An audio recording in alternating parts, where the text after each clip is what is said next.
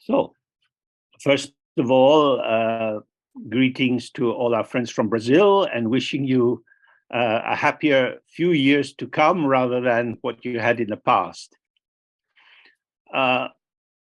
In our materialist culture, people don't believe so much in prayer, but when we look at the nature of the mind and the infinity of our own mind, then we have to think about prayer. So if you feel moved, given not just the difficulties in Brazil, but everywhere in the world, it's very useful to pray to Padmasambhava and light candles and dedicate the merit for all. Sentient beings, whether they're human or animal or in the God realm, tend to be wrapped up in self-concern. And so when we reach out and wish good luck and good health and fulfillment and in enlightenment for all sentient beings, this is a very radical gesture.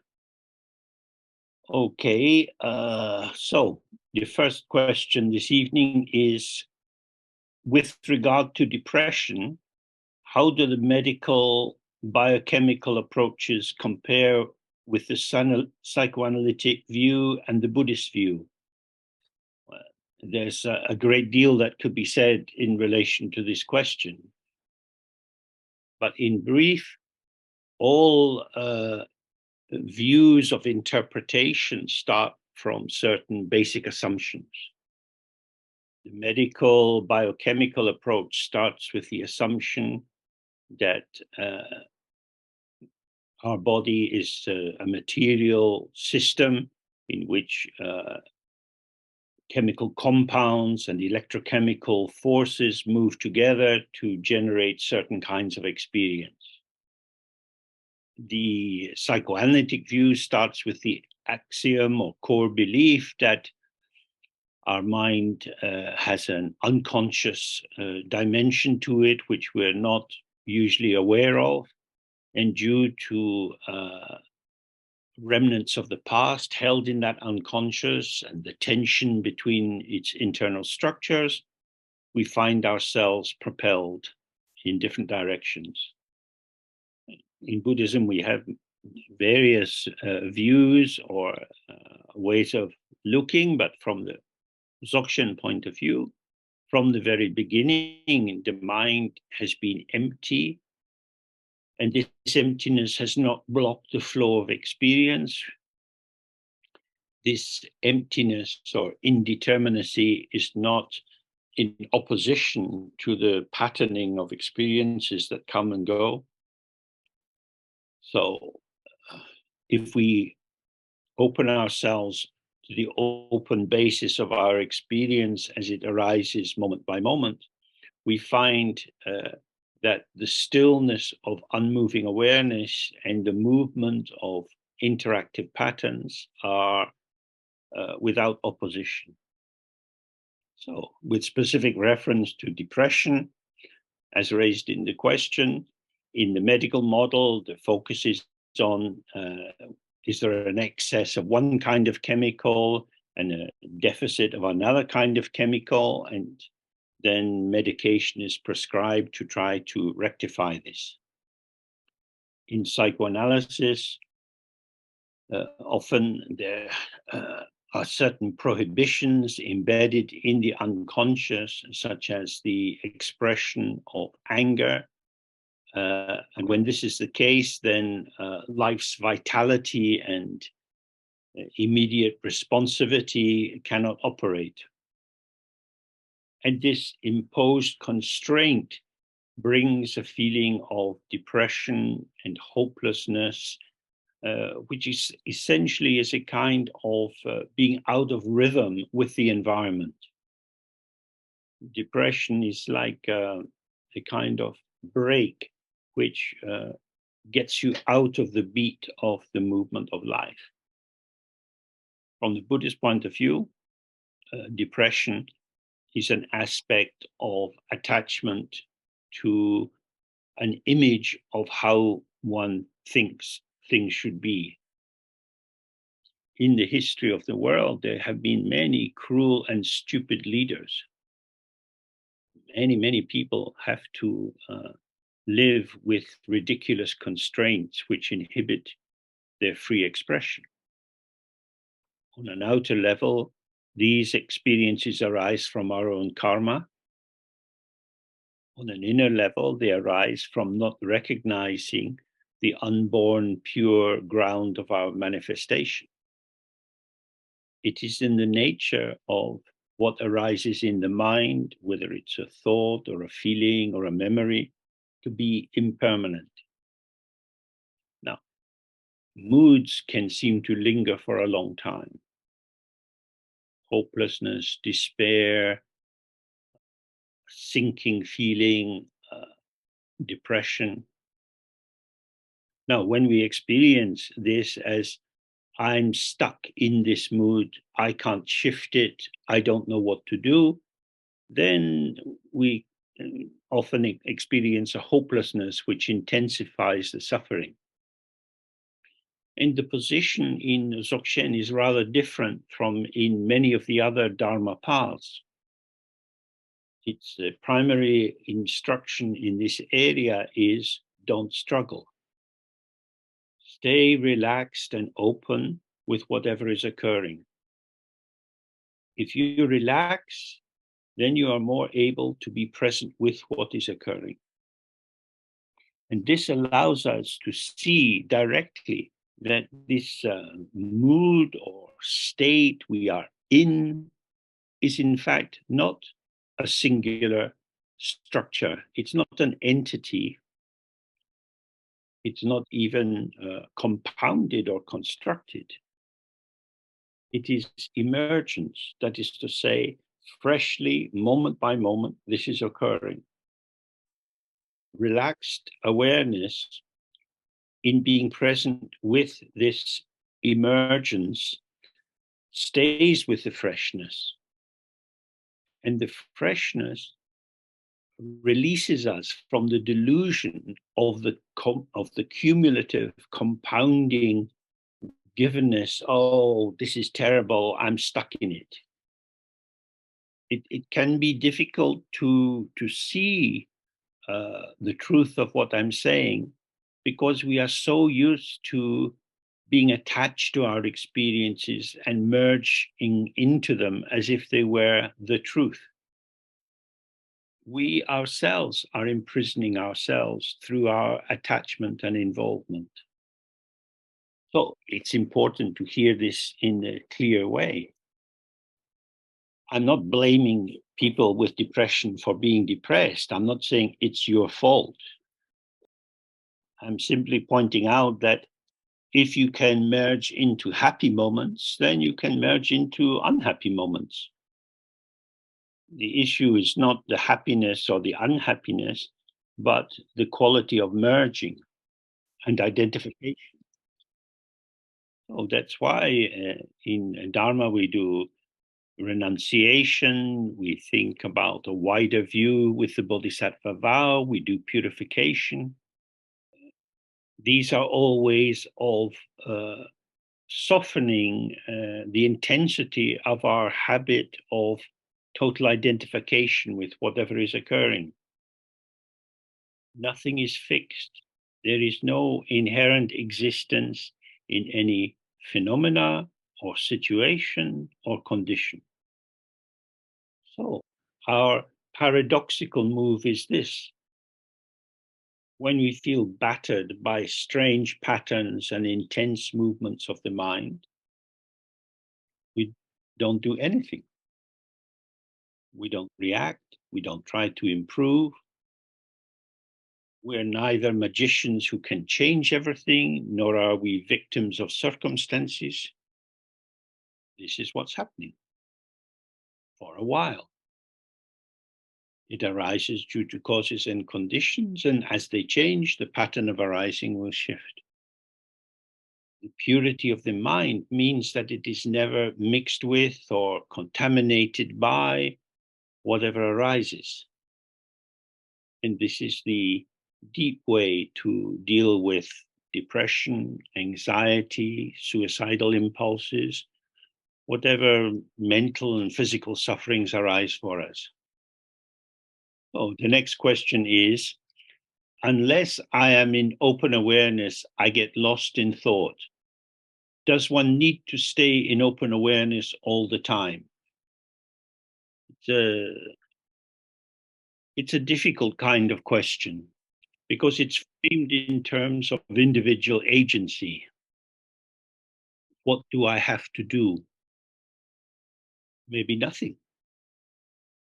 If the one who is wanting to do something is our ego self, it will not be able to maintain openness in awareness. We relax into awareness.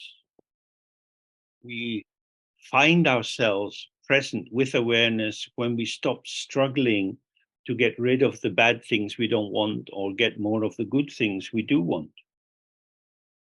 This is a subtle work of balancing.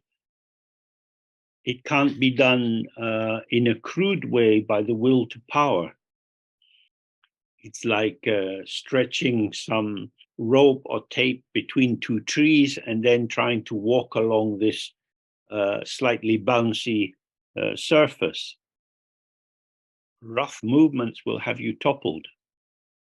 You have to find the line of gravity inside yourself and very subtly adjust to maintain this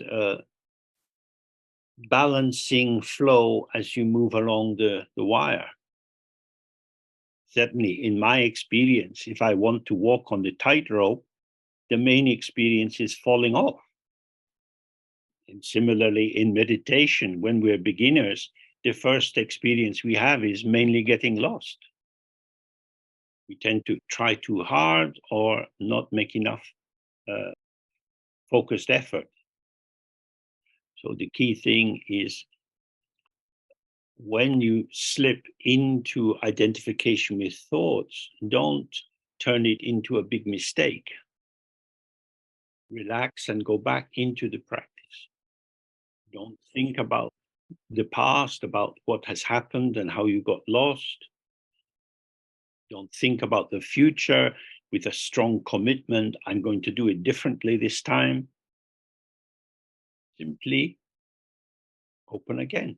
And when you close and get lost, open again and open again. Only the Buddhas stay open in open awareness all the time.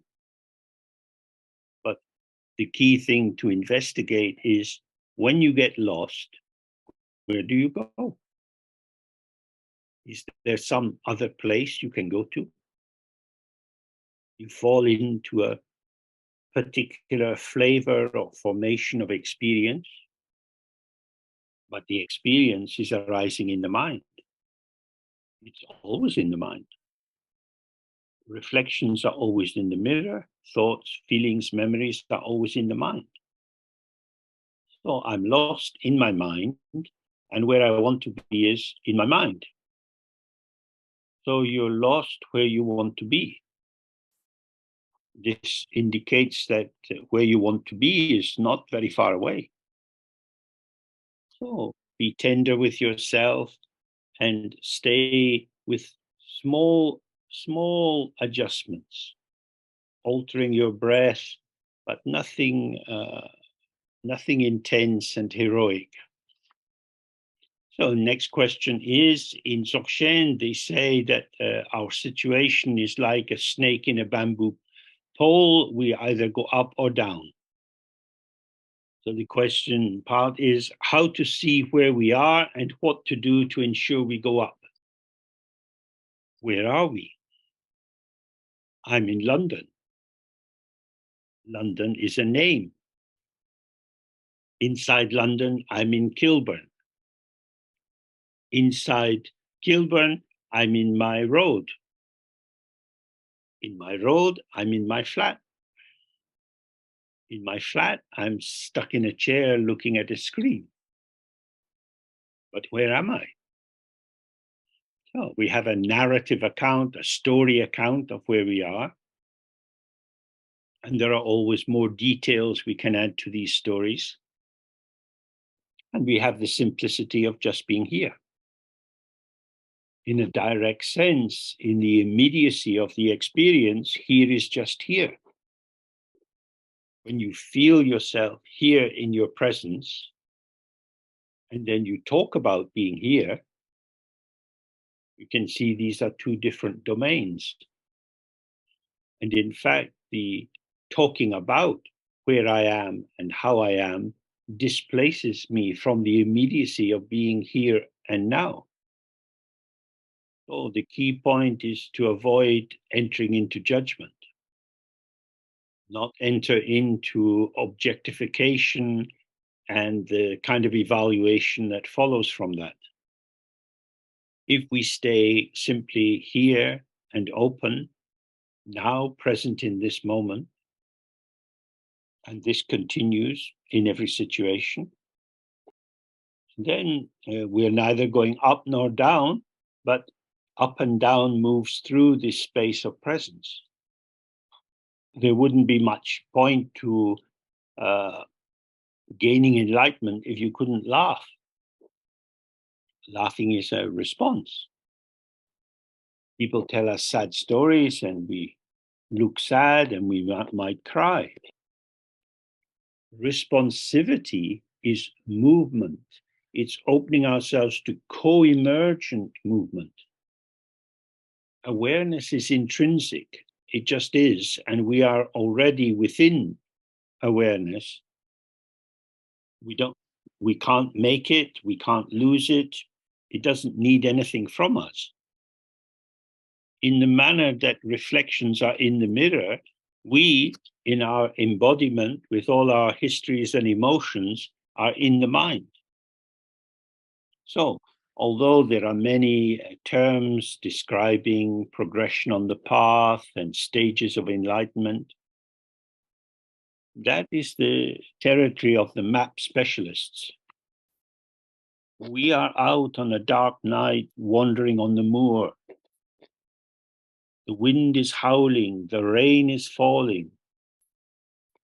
We don't know where we are, but we're here. So wherever we are, we're here, even if we don't know where it is. Oh, I know that I am 40 kilometers from my home, but it's so dark and cold and wet, and I don't know how to get there. That is persecution by map. We're here. Stay with here. If we're here, experience will come and go, and we will be here. This is why our orientation is called Dzogpa Chembo. It's always already complete. However we are, there is neither lack nor excess. Each of us, as we are with all our problems, are the radiance of the ground.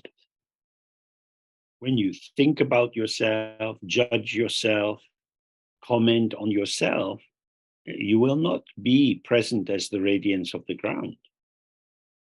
You'll be trying to get to be somewhere else. The view of Dzogchen is quite simple. I'm here. This is how I am.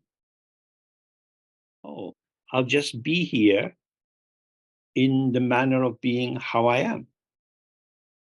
That is to say, I will relax out of my dualistic manipulative consciousness into the awareness that reveals that everything is occurring in the here and now. Okay, then the next question. What is the purpose of planting earth healing pots and placing tsa-tsas, small images of the Buddhas and statues, and making stupas? We are messy creatures. And we live in a world which can be unpredictable and unsettling. It's probably safer to keep your money in the bank than in your pocket.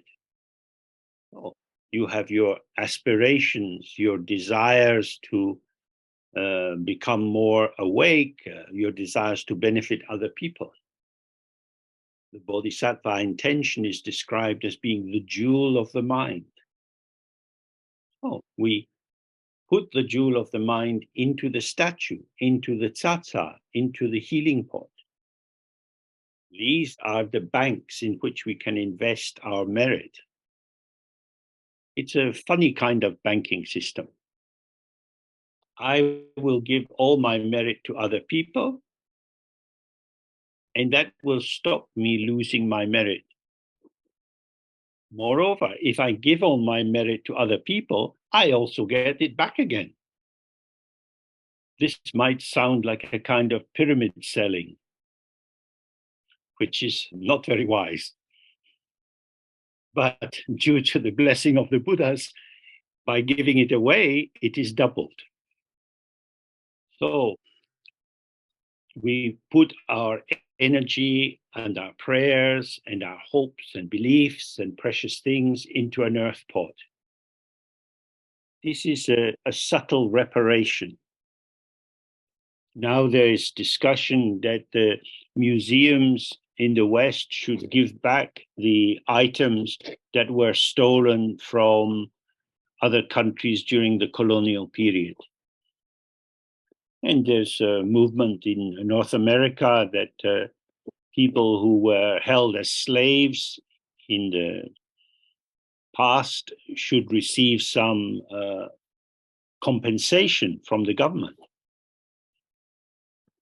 That is to say, people's freedom was stolen, their life energy was stolen, their possessions were stolen, and so they should have some compensation. In a similar way, we take coal and gold and uranium and many things from the earth. We pollute the rivers, we poison the fish, and so on.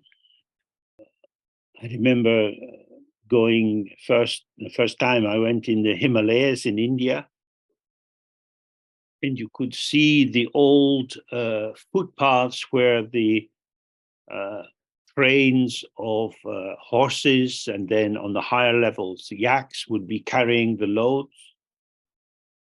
But now all across the hillsides, there are huge gashes where the roads have been made, blasting open the side of the rock and creating these terrible tears in the contouring of the hills.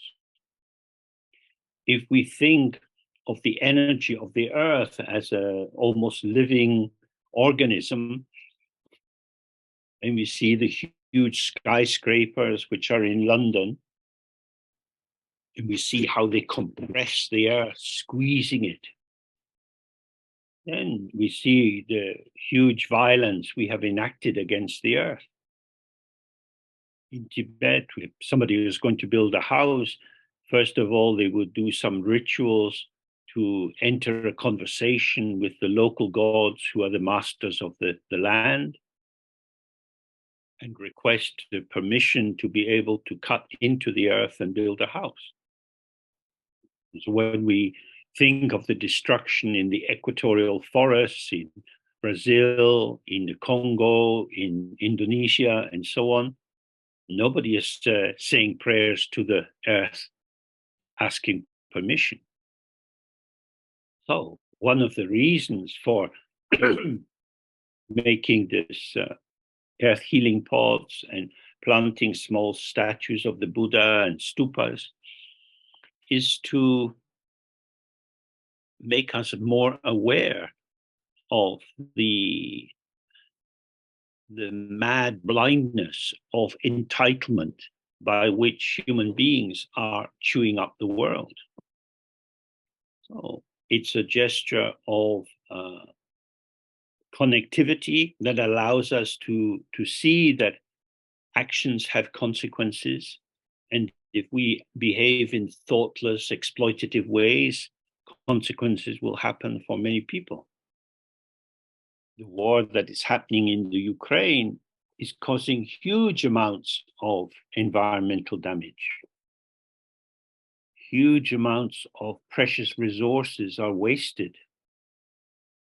In the Second World War, so many boats were sunk, hundreds of thousands of tons of steel went to the bottom of the ocean. This iron will not come back again. So what we're doing is trying in our own small way to bring some love and tenderness back to our relationship with the earth, to manifest gratitude and awareness for the bad treatment that we have given, but also the debts of gratitude that we accept and will carry. The most terrifying thing in the world in connection with human beings is the strong belief in many countries that I don't care. Yes, of course, there's a lot of suffering, but I have my own suffering and I don't care about these people. This is such a, well, from the Dharma point of view, this is such a stupid attitude. How could we not care? If I harden my heart so that I'm not touched by the suffering of others, then I'm living with a hardened heart. What is the benefit of a hardened heart? So, a soft and tender heart which sends its delicate awareness out through our eyes, our ears, the tips of our fingers, brings us in intimate connection with the environment of which we are a part. Okay, then in next question says, James says that we should avoid classifying people and situations in terms of like and not like. I'm always a little bit scared when someone says, James said. Yet, what should we do if we are connected with someone who undermines us, constantly attacks us, and provokes anxiety and crises? Well, there are two aspects here. The first is the view that we maintain when we're doing sitting practice. Then whatever comes, comes. Sad memories, hopes for the future, let it come, let it go. If you chase after the thoughts you like and try to get rid of the thoughts you don't like, your mind will be endlessly busy. The thought that I don't like may be the thought that someone else would like. That is to say that although in my liking and disliking, I perceive qualities as inherent in the object, if these qualities were actually inherent in the object, everyone would agree this is good, this is bad. This is clearly not the case. So my liking and not liking is about me. It's about my own mental formation.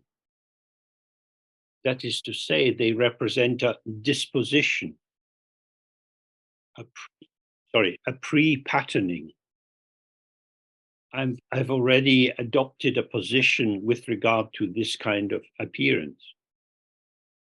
I'm importing the past into the present and covering over the bright freshness of the moment. When I recognize this, then it makes sense to think, oh, pursuing the feeling that this is good because I like it and this is bad because I don't like it is a dead end.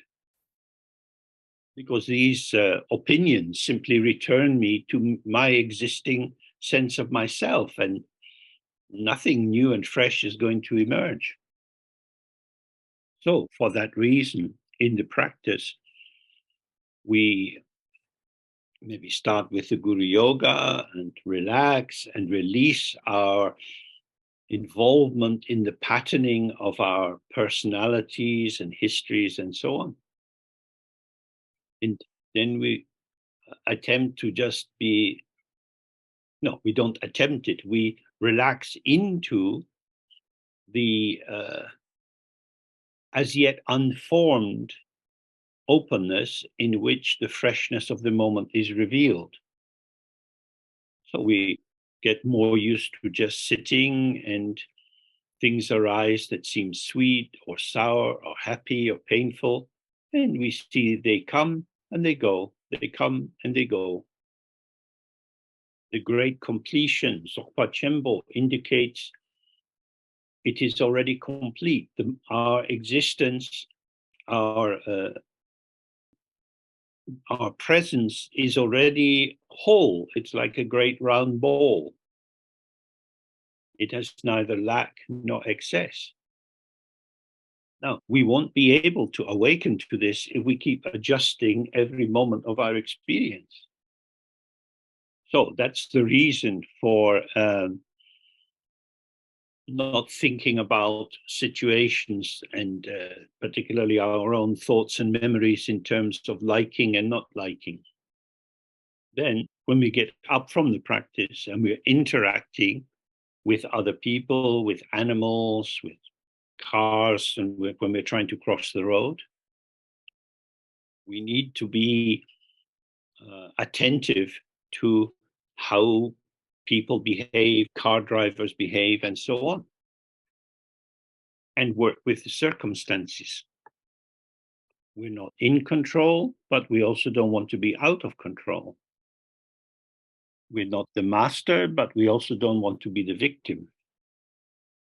So, what should we do if we're connected with someone who undermines us, constantly attacks us, and provokes anxiety crises? Well, as much as possible, one should prepare to leave. Being undermined and attacked and full of anxiety is not a good basis for practicing Dharma. Moreover, if you go along with the person abusing you, then because you have an interactive system, you're part of the problem. Bullies need victims. If you practice Dharma and you go into it deeply and you take the Bodhisattva vow, then how are you going to save all sentient beings if you're a victim? So, if you live in a country where there is at least some rule of law, then it's important to go when you can to a police station and make a report and get advice as to where you might find a refuge. The question didn't set the gender of the people involved, but very often bullying men seek to isolate the woman, stop her contacting her friends, and keep her trapped in the house. So, as much contact with supportive people and make a plan to leave. Because I don't mean this in an insulting way, but in many ways, this is a kind of meaningless suffering. There's no gain for anyone in this corrupt dialogic interaction.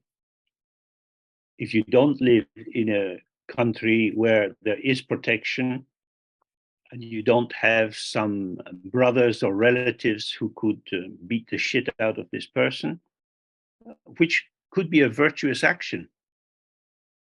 Because when you see the wrathful Buddhas and they're holding all kinds of weapons, these big knives are not for cutting up cakes and papaya. Because generally speaking, bullies are cowards. Well, we see that both President Trump and President Bolsonaro are too cowardly to say, I lost, you won, good luck. They will hang on to the myth that they are the big man right to the end. Same with Adolf Hitler committing suicide in a dirty bunker in Berlin, because how humiliating it would be to be exposed for his own bad deeds. The bully is living a lie. And that's why generally it's not going to work to simply wait for them to change. because they won't admit to the bad that they have done. So radical action which can stop the abuser is important.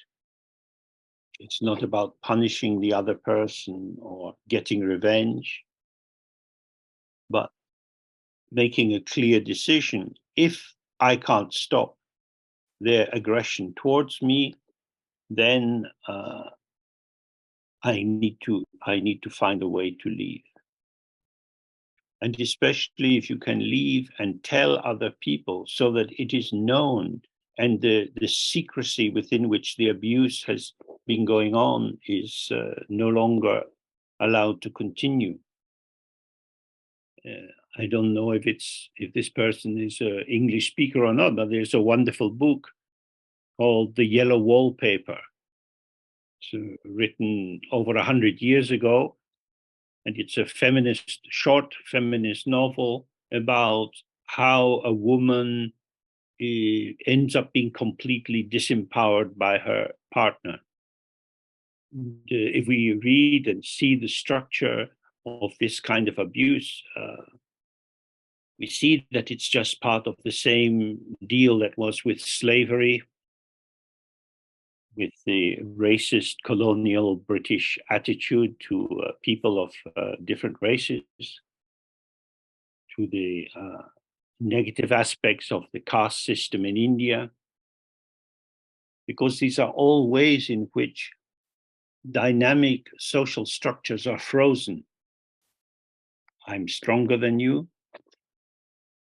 I'm superior to you.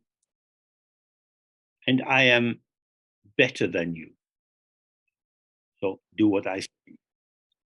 Because if you don't do it, I will punish you. So these are structural issues. These are structures of power. They have nothing to do with the intrinsic qualities of any sentient being. The next question is, how does practicing in nature help to unveil the natural state of our mind? Well, if you're in a city or even in a village, the houses that you see have all been designed by the human mind and created according to the tools that we have. They're full of straight lines, especially modern houses. In many countries where people still build their houses with sticks and mud, there's a much more of a kind of dialogue between the resources which are just there in nature and the human skill in crafting them. But now in big cities, we have the mass production of materials. We have the standard sizes of bricks, of tiles for the roof, of steel bars, and so on. So when you walk around in a city, you are seeing images of the structure of your own mind. That is to say, the structuring of the mind, which has been developed through your education and your beliefs. Everything can be easily named, and it's comprehensible why it's made in that way. It is artificial, and the structuring of our human culture and consciousness is also artificial. But when we go into nature, whether it's in a park in the city or out into the forest or into the jungle, we see the forms which have developed in conversation with the wind and the sky and the rain, but also with the other things which are growing there. The branches of the trees bend as they encounter other branches. The tree shows us the meaning of dependent origination. The roots are in the ground, the leaves are spreading out into the sky. Sap is arising from the roots going up the trunk. Photosynthesis is transforming the life of the leaves. A tree is a site of communication. when we look at it and think, oh, it's a tree, we are doing it a great injustice. We're putting the tree into our mental box. But the tree is showing us the connectivity between under the earth, on the earth, and in the sky. And this is helpful for us. Because, as we looked a bit earlier this evening, we are very capable of ingratitude. We are alive because we breathe. We are not autonomous. We are not independent. We are dependent. If it's too hot, we get sick. If it's too cold, we get sick. We need to be free to drink and urinate, to eat and defecate. We are also, like the tree, part of a dynamic conversation. So, one of the functions of being in nature is to help us to be aware that participation with the environment is life itself for us. Things grow according to the space. Some trees have very thick leaves and nothing much can grow underneath them. And other trees create a mood around them which encourages mushrooms and so on. So this can help us to reflect on the quality of our participation. What benefit do we bring to our local environment? So when we see the cramped state of some forest, and when we look at our mind and see how full we are of thoughts and feelings and memories and anxieties, then we might note that we don't have too much room for growth in ourselves.